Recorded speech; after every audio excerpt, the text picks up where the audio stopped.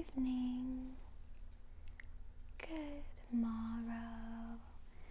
My name is Markin, and welcome back to my channel. I am so sorry that it's been so long. I am a full-time teacher, and the end of the year, the end of the school year is very overwhelming. So I sincerely didn't have any time to film, so I figured this video could be my life updates video, everything that's happening in my life. Lots of moving pieces, lots of parts that I gotta share with you guys. So grab a beverage and let's chat, bestie. Today, the drink that I am drinking, which is what you do with drinks, is a smoothie from Tropical Smoothie Cafe. Tropical Smoothie Cafe, there you go. This is a beach bum smoothie, which I believe is strawberry, banana, and chocolate. However, I order it with white chocolate. I like the white chocolate in it. It makes it very light. I will say they give us, like in this city, plastic straws are banned, so paper straws are very common in lieu of the plastic straws, which is great for the environment, but when you're drinking a smoothie, it's not good. Not good at all, but that's okay, because we power through the sacrifices we make for Mother Nature.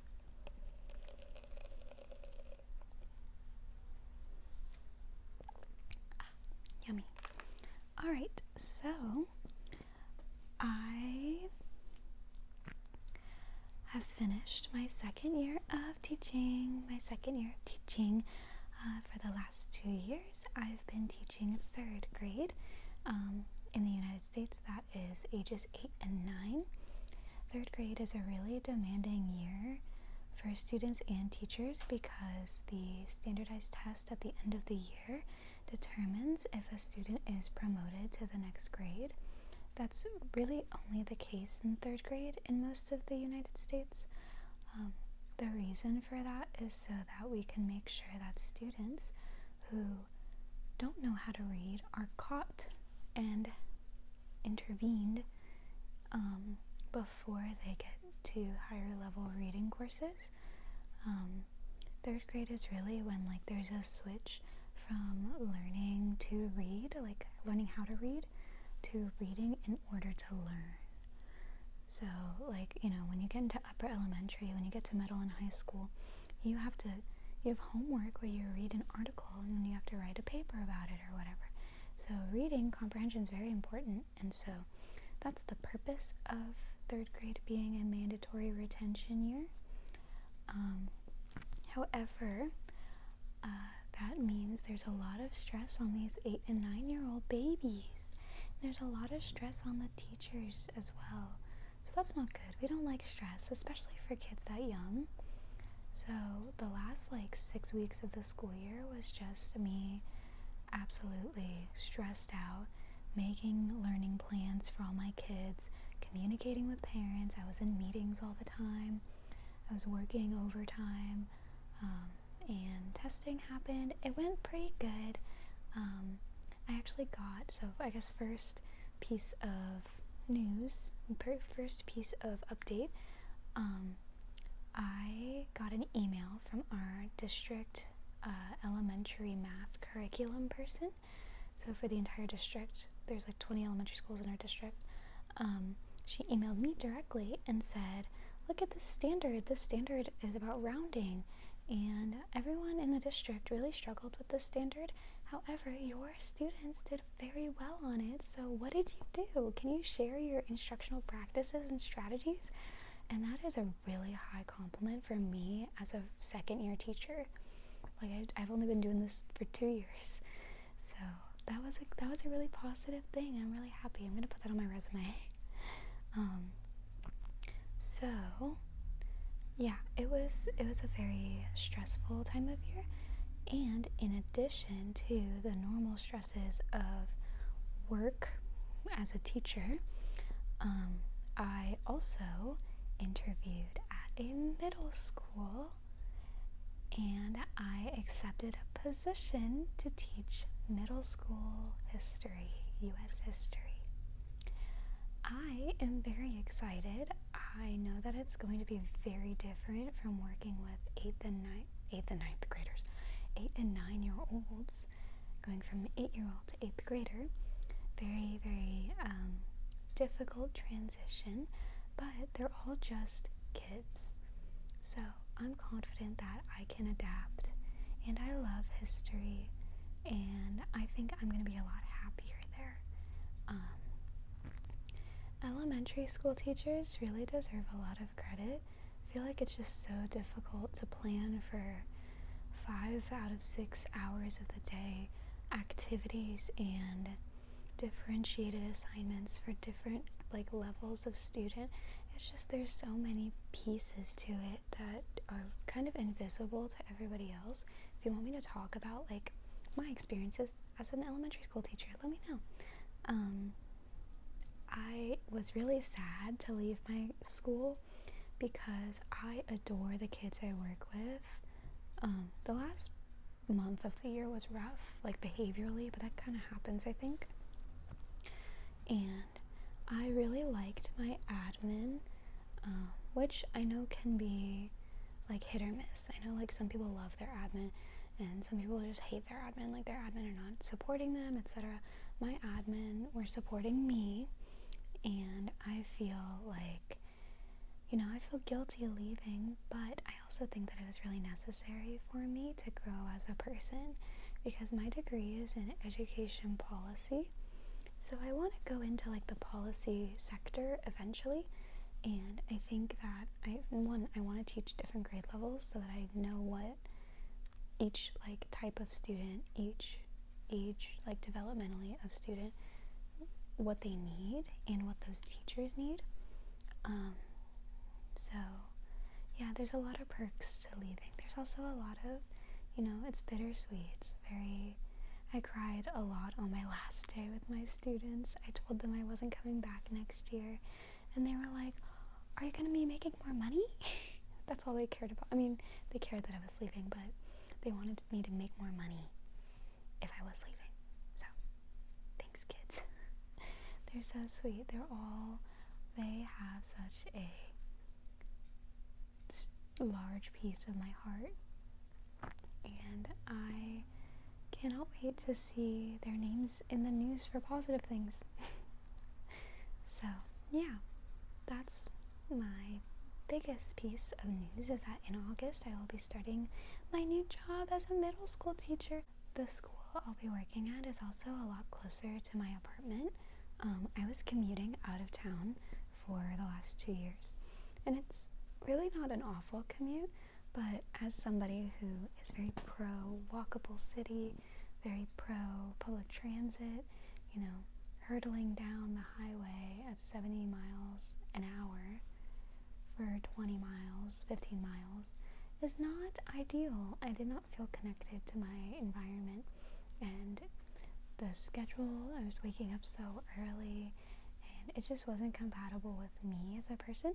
So I am really overall looking forward to it. I'm scared, but I'm overall looking forward to it. So yay! So over the summer, I will be doing some traveling. I'm very excited. First I'm going to be going to Ohio. I'm going to see my grandma who lives there, and so I'll be there for like 4 days. And then I come back, and then I am here in my hometown for 3 days, and then I fly to Singapore. Oh my gosh, hello people in Singapore. I will be coming to Singapore. I'm so excited. I have been wanting to go to Singapore for the last 2 years, ever since I knew it existed. That was a joke. I knew that Singapore existed, but I feel So, when I was abroad, I was living in Wales, and I met two very, very important people to me. Both of them are Singaporean. So, I will be traveling to Singapore, and I will be there for nearly a full month, which is a long time. That's a long time. And I will be experiencing Singapore, and I am hoping to do like more local things, because I kind of want to see, is this someplace I would like to live one day? So we'll see. That's very exciting. While I'm there, I'm definitely gonna go into Malaysia and Indonesia. If you have any recommendations, if you've done like Southeast Asia, please let me know. What foods should I try? Where are the sights to see in Singapore? Obviously, I have my like local friends that live there, so I'm not totally on my own. But I'm very excited, and I am trying to be in the present moment, and it's very difficult. So that's okay. So I will probably film a video of me packing for my trip, and it's gonna be a chaotic month. It's like 6 weeks, another 6 weeks that's just absolutely chaotic. And then I come back to my town that I live in, my city, and then I exist for 2 weeks, and then the school year starts. So, what a crazy life. What a crazy time to be alive. Yeah, those are my main life updates, I think. Oh, I started attending a dance class for K-pop choreography.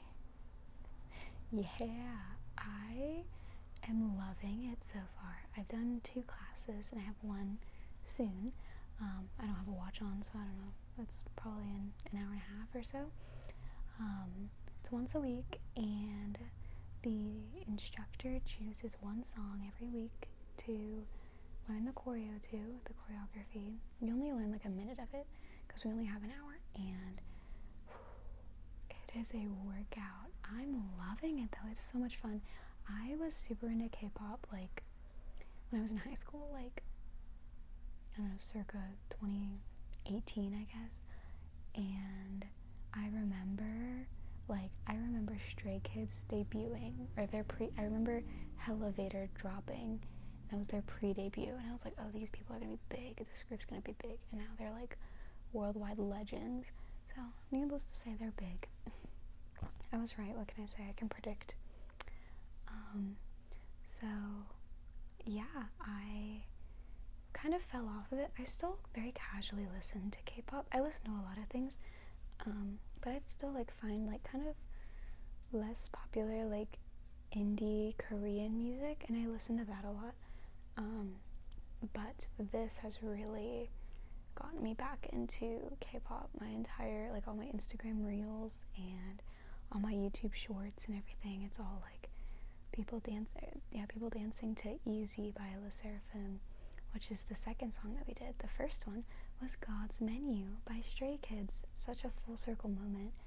I remember my cousin introducing me to Big Bang in like 2012, and I was like, this is good. I like this. And so what can I say? I'm an OG stan. I'm just kidding. But yeah, so that's a new hobby. I'm just kind of leaning into having a good schedule. Like, I need to create a schedule for YouTube, and I need to create like a schedule for reading. I need to follow like an actual weekly schedule, because having like so I go to therapy on Thursdays, and then 3 hours later I have my K-pop dance class. And so that really, like, just having the structure of a schedule is so nice, you know. It's so important. Something that I really need to thrive. And so I need to, like, I don't know, I need some way to hold me accountable for this, because this is really important to me too. Yeah. So, I don't know what else to say. Those are really all of my life updates. I will be filming like a lot of like role plays and stuff, and then I'm gonna edit them. I'm gonna try and upload them like sporadically throughout the time that I'm in Singapore. I'm gonna try and film while I'm there. If you want like vlogs and stuff, let me know, because that'd be kind of fun. Maybe I'll bring my my microphone and I can go ahead and see like, can I film ASMR in public? That'd be kind of fun, because I think about that a lot. Like, just like, I don't know, me going about my day ordering stuff in a hawker center. Oh my gosh, that'd be so much fun. So let me know if that's something you are interested in seeing. Let me know what role plays you want me to film within the next couple days. And that's really all I'm going to be doing until I leave for Ohio, is filming. So you can't get rid of me this easily. Like I said, I'm so sorry that it took me so long to get back on here. I appreciate everybody who is still following me and subscribed to me, and everybody who is new. Hello, I'm Morgan. I'm a full-time teacher. I make ASMR, apparently. I don't know. And I listen to K-pop, so yeah. I think that is all for this video. Thank you so much for listening, and I hope this was relaxing, even though it's just as chaotic as my brain is. Right. So, thank you so much, and have a wonderful, wonderful night.